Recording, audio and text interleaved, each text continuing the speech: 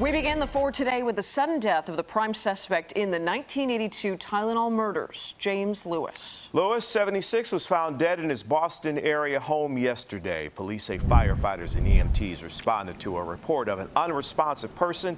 Officers in Massachusetts tell us they have no reason to suspect foul play in Lewis's death. We have investigative team coverage on this story. We want to begin with our Dorothy Tucker. She is live in the newsroom with who James Lewis was. Dorothy? And Jim and Marie, that is a relatively easy question to answer because James Lewis has been in the crosshairs of law enforcement officers since he was a very young man, and he remained on their radar until the day he died.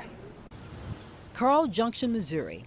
James Lewis was the adopted son of a church-going farm couple. Even back then, neighbors described him as troubled. Here's a picture of Lewis at the state mental hospital, where he voluntarily committed himself in 1966 after attacking his adopted mother with an axe.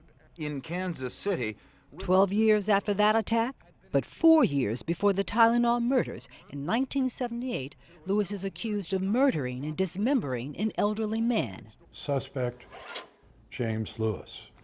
Victim, Raymond West. Lewis was charged, but that case had been thrown out for insufficient medical evidence and improper police procedures. Dismissed on a technicality.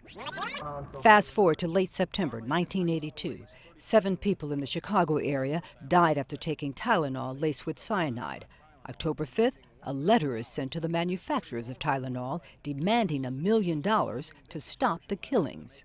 Authorities say the fingerprints of James Lewis match fingerprints found on the ransom note sent to Johnson & Johnson. Investigators believe Lewis's wife, Leanne, may have also been involved in the extortion, but she was never charged. I believe that the conduct of Mr. Lewis in sending an extortion letter at the time that this city was facing a crisis of great proportion because of the Tylenol deaths deserved very severe punishment.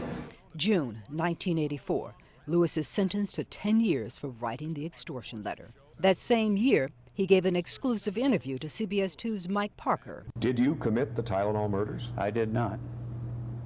Do you know who did? I do not know who did, no. What do you want to say to the people of Chicago and to the country for that matter?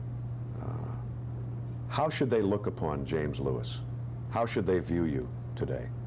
I have been the officially designated evil one by the Justice Department. When one gains that status, when one is the focus of that much hatred, it is virtually impossible for a person to convince very many people that he is not as he has been described. In 1995, Lewis walked out of federal prison. He and his wife, Leanne, settled in Cambridge, Massachusetts. But a few years later, Lewis was back on the radar of authorities, connected to a battery of crimes in the Boston area.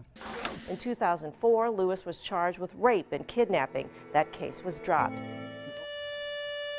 40 years after the Tylenol killings, There we go. CBS 2's Brad Edwards traveled to Boston to find James Lewis. He did. I'm Brad. I just am trying to get your side of the story. I'm from Lewis refused to speak, except to say he wasn't James Lewis.